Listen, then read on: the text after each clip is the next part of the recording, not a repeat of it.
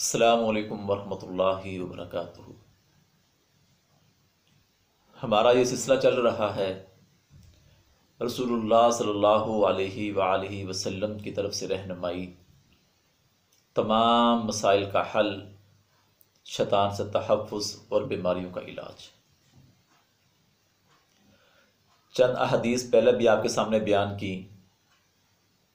इन अहदीस को बयान करने का मकसद अपने ईमान को मजबूत करना है और यकीन कर लेना है कि हमारे तमाम मसाइल का हल कुरान सुन्नत के अंदर मौजूद है।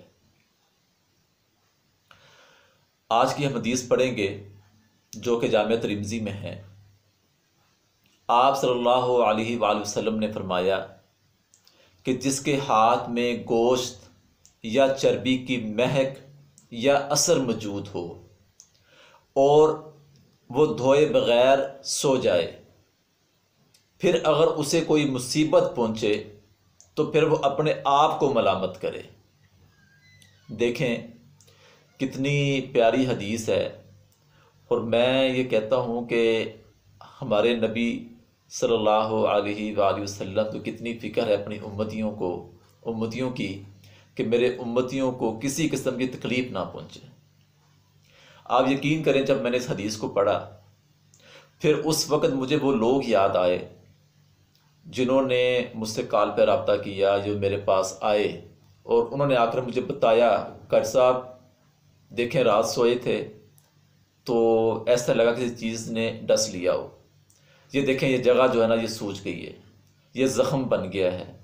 ठीक है। और फिर जब उनसे पूछा तो फिर उन्होंने बताया कि हाँ जी इसी तरह हम खाना खा के फारग हुए, बस बातें वगैरह करते हुए हम सो गए।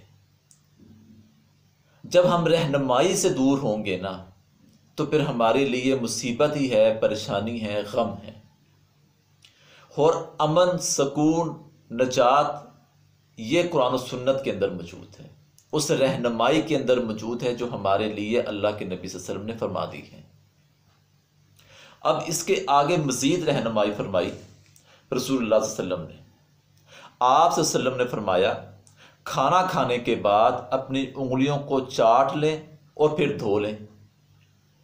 फिर इसी तरह क़ाब रज़ी अल्लाह ताला अन्हु फरमाते हैं कि मैंने आप सल्लल्लाहु अलैहि वसल्लम को 3 उंगलियों के साथ खाना खाते हुए देखा।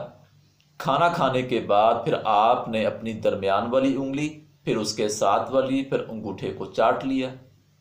फिर इसी तरह जाबर रज़ी अल्लाह ताला अन्हु फरमाते हैं कि आप सल्लम ने खाना खाने के बाद उंगलियां को चाटने का और प्याले को भी साफ करने का, चाटने का हुक्म दिया है और फरमाया कि तुम नहीं जानते कि किस हिस्से में बरकत है। ये देखें, ये है रहनुमाई। अब इस हदीस ने हमारा क्या मसला हल किया? पहले नंबर के ऊपर अपने हाथों को धोया जाए ताकि मोज़ी जानवर से हम बच जाए। दूसरे नंबर के ऊपर अपनी उंगलियों को चाट लें और अपने बर्तन को साफ कर लें, क्योंकि हमें नहीं पता कि किस हिस्से में अल्लाह ने बरकत रख दी है। उनके खाने के अंदर बरकत है, खाना खाने के बाद बरकत है। फिर खाना खाने के बाद अल्लाह के नबी सल्लल्लाहु अलैहि वसल्लम ने फरमाया जो शख्स ये दुआ पढ़ता है अल्हम्दुलिल्लाहिल्लज़ी अतअमनी हाज़ा व रज़क़नी, ये दुआ हिस्नुल मुस्लिम में मौजूद है। जो शख्स ये दुआ पढ़ लेता है अल्लाह ताला उसके गुनाहों को माफ़ कर देते हैं। क्या और चाहिए? इससे बढ़कर रहनुमाई है किसी के पास? फिर इसके बाद आप सल्लल्लाहु अलैहि वसल्लम ने फरमाया बर्तन साफ करने में अजर है, क्योंकि जब आप बर्तन को साफ करेंगे आपको सवाब मिल जाएगा। लेकिन हमारे तो फैशन बन चुका है ना, बर्तन में खाना छोड़ दिया जाए, वेस्ट हो जाएगा। पानी है वो छोड़ दिया जाता है, बोतल पीते हैं वो छोड़ दी जाती है, जूस पीते हैं वो, यानी कि हमने ऐसा फैशन बना लिया है कि कोई भी चीज़ हमारे सामने आए हमने उसके अंदर थोड़ी सी चीज़ को छोड़ देना होता है। ये पता नहीं हमने कहाँ से सीख लिया। वो चीज़ हलाल होती है ना जो हम खाते हैं पीते हैं, वो कहाँ जाती है? जब सारी आपके लिए हलाल है तो फिर वो 1 या 2 घूंट आपने छोड़े हैं, वो 1 या 2 लुकमा जो आपने छोड़े हैं, वो क्या वो हराम है? उसको क्यों वेस्ट कर रहे हैं आप? फिर सुन लें, जो हम ये खाना बर्तन में छोड़ देते हैं ना, ये खाना फिर जिन्नात खाते हैं, फिर ये हमें बीमारियां लगाते हैं। मैं इसीलिए कहता हूँ कि सबसे पहले हम वो काम करें जिससे हमें शैतान से तहफ़्फ़ुज़ मिल जाए। उसका शर तो बाद में लगेगा ना। जब हमें तहफ़्फ़ुज़ मिल गया तो फिर शर कहाँ से लगेगा, बीमारी कहाँ से लगेगी। और तहफ़्फ़ुज़ हमें मिलेगा रसूलुल्लाह सल्लल्लाहु अलैहि वसल्लम की तरफ से जो रहनुमाई है उसको अपनाने में। तो ये सिलसिला हमारा जारी रहेगा। अल्लाह से दुआ, अल्लाह ताला हमें अमल की तौफीक अता फरमाए।